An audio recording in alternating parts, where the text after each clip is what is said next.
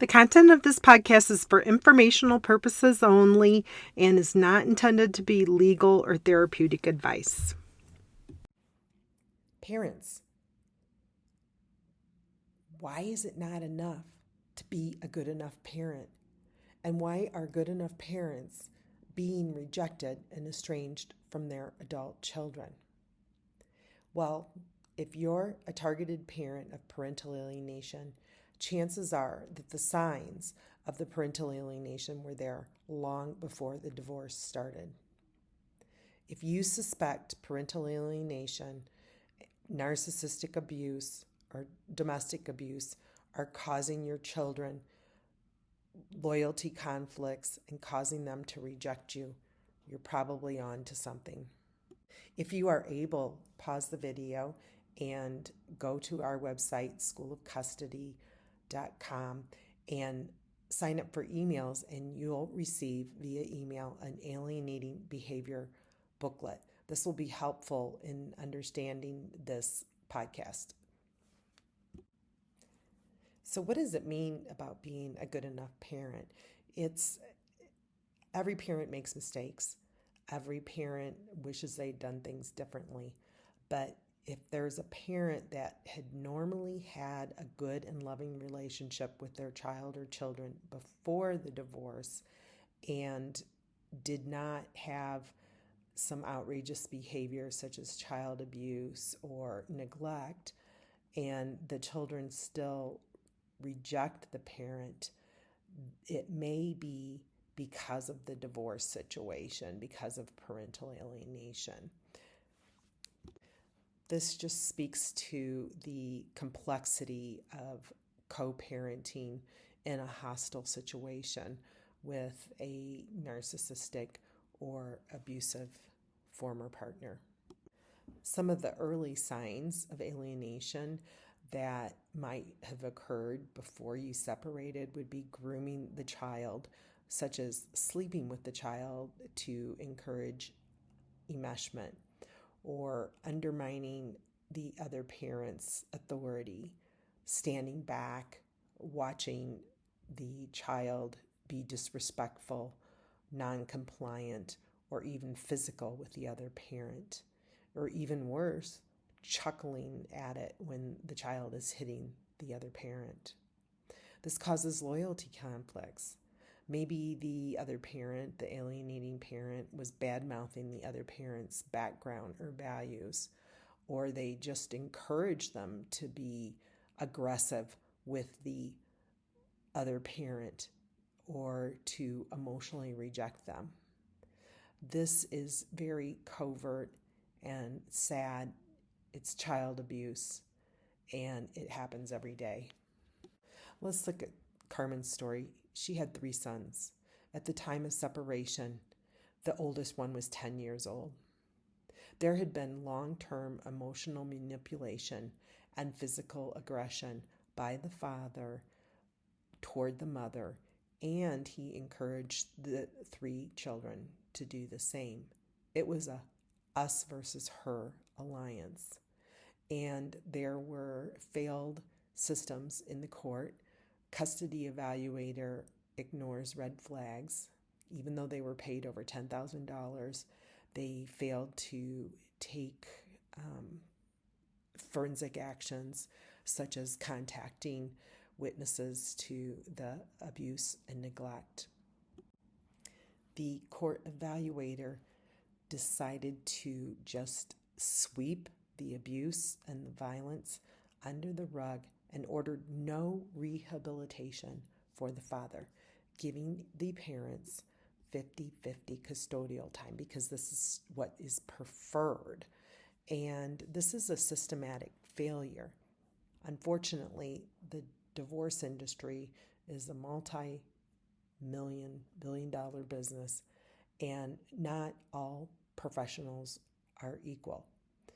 There are lazy and corrupt evaluators that, despite being paid tens of thousands of dollars, don't do the job they're supposed to do, such as contacting collateral witnesses and researching the dynamics of the family. The courts almost have to ignore signs of parental alienation. They are packed. There is not time to have hearings and trials on it all. And in addition, most families can't afford $50,000 for each parent to have a trial on the issues of parental alienation. Attorneys are afraid to raise the issue because of the backlash of bringing it up. It causes such a financial strain on a targeted parent that they have to choose between getting legal support or meeting their basic needs. In addition, there's such a shortage of forensic psychotherapists that do custody evaluations that they are months out in being scheduled just to start, let alone complete.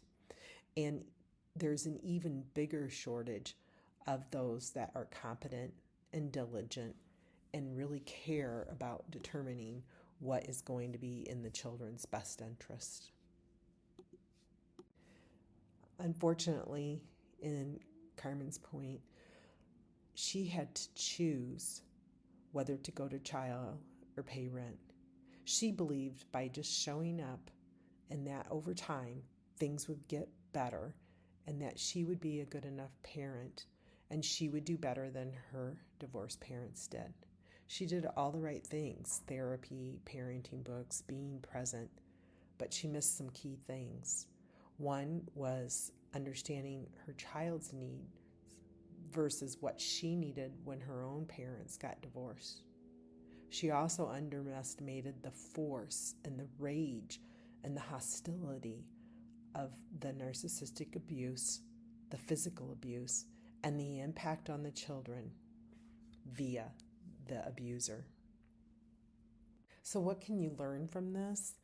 Well, sometimes you might go through all the steps you think you need to do a trial, and the court still doesn't give you any orders or support that are going to lead to rehabilitation of the situation for the best interest of your children. So then you have to roll up your sleeves and say, well, what can I do? One, you can understand your child's love language, not what you needed growing up, but what they need and what is their point of view. You're going to have to learn how to defend your truth calmly and consistently. So if the former spouse is saying that you falsely accuse them of domestic violence, in an appropriate way, you're going to have to defend yourself on that because otherwise this becomes integrated into their reality. This is what they will believe. Unfortunately, Carmen gave up. She just could not deal with the aggressions of the former spouse or the children, and after many years, relinquished custody. I would never recommend doing this. I wouldn't be able to have done it myself. Even if years go by, always hold space for reconnection for your children. They may at some point figure out that they were manipulated. Also, always defend your parenting time. You don't beg, can I see the kids this weekend?